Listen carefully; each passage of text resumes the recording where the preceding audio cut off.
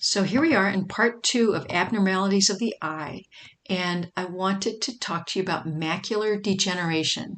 And you might have heard of this disease even if you don't know anybody that has it, because it's one of those diseases that you hear a lot of commercials for drugs on the TV. So a lot of pharmaceutical commercials about drugs to treat macular degeneration.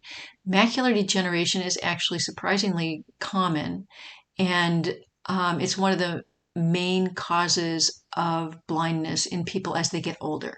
So most people do not get macular degeneration until they get older. Senior citizens over 60, and usually older than that. And if you get macular degeneration, it can actually progress slowly, even over decades. So it's not like you become blind instantly. It's something that gradually happens. So I wanted to remind you of the fovea centralis. Remember, the fovea centralis is the part of the retina that has our sharpest vision.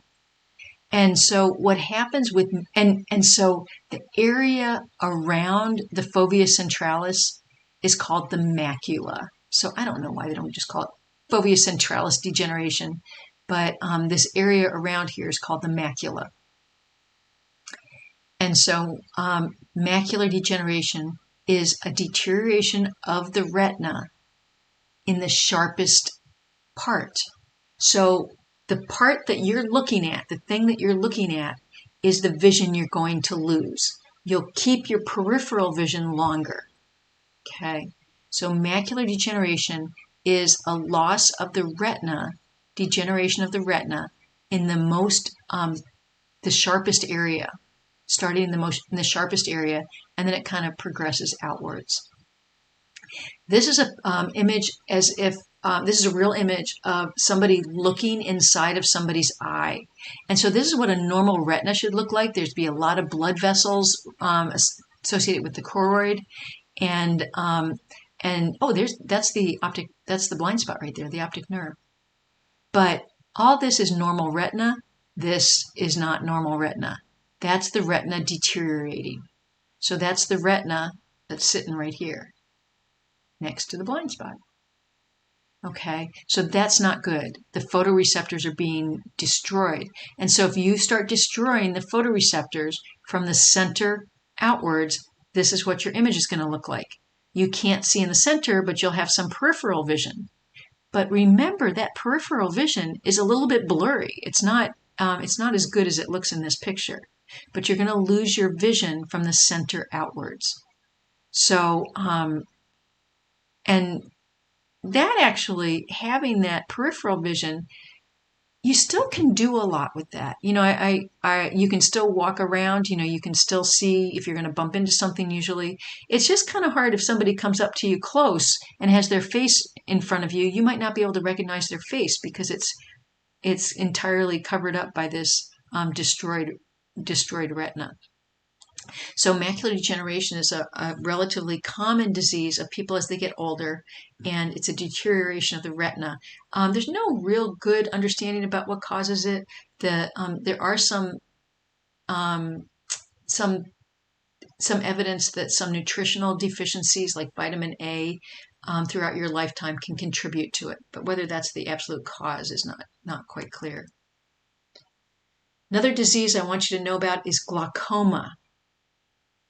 And you might have gone to the eye doctor and they do a glaucoma test. And what they're testing is the pressure inside your eyeball. So remember, there's two liquids in your eye. There's the jelly-like liquid, the vitreous humor, and there's the watery liquid in the front called the aqueous humor. The vitreous humor is made, you have the same vitreous humor in your eye that you had the day you were born. It's still there. Okay, so the vitreous humor just stays there. It doesn't circulate. But this aqueous humor, remember we said it's being made from the blood, and then it circulates in front of the eye, and then it gets reabsorbed back into the blood. So you can imagine that if things aren't going exactly right, that you could make more aqueous humor than you reabsorb. And that way you're going to get more fluid in your eye and you're going to increase the pressure.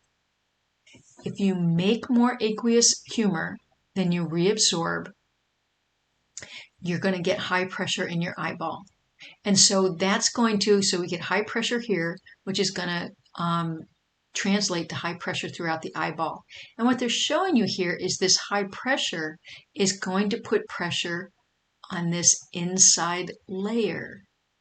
And hopefully you remember that inside layer is the retina. That's where the neurons are. And they're really delicate. And so you damage those neurons, that means you damage the optic nerve. And remember we said, even if your eyeball's working fine, but the nervous tissue, your optic nerve isn't working or your neurons aren't working, you're not going to be able to see. So glaucoma results from a high pressure in the eye. You might not even notice it, which is why you go to the doctor. When you go to the eye doctor, they always do a glaucoma test. Just try to keep track of that. And again, there's treatments they can do. You can't cure glaucoma, but there are treatments they can do to try to manage that high pressure. So that can be a very serious disease and it can cause blindness. And the last disease I have is called cataracts. And we've all heard of cataracts, and what that is, it's a clouding of the lens. Remember, the lens focuses the image onto the retina. So if the lens is cloudy, you're not going to see the nice clear image coming through. It's going to look cloudy. And cataracts, again, is just a function of aging. The most common thing that contributes to the formation of cataracts is exposure to ultraviolet light, sunlight, which is why we're encouraged to wear sunglasses when we're out in sunlight throughout our life.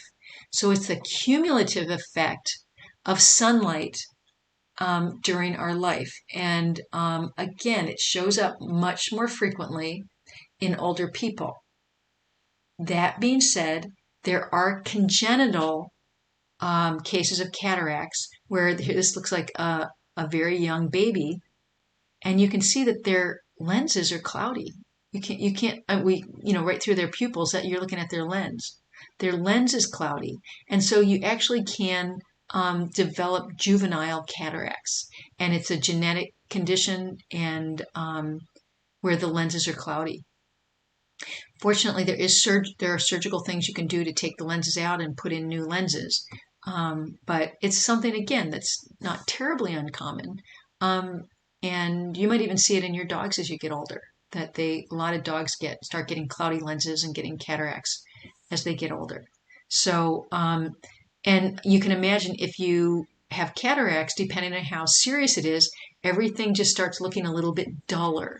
And so usually your physician will wait until it gets bad enough, till it really starts to be potentially bothersome before they do a surgery, because any surgery has a risk.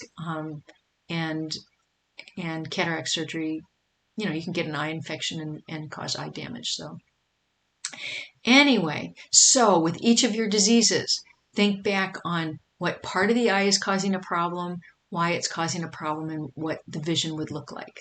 Okay? So good luck. That's it. That's the end.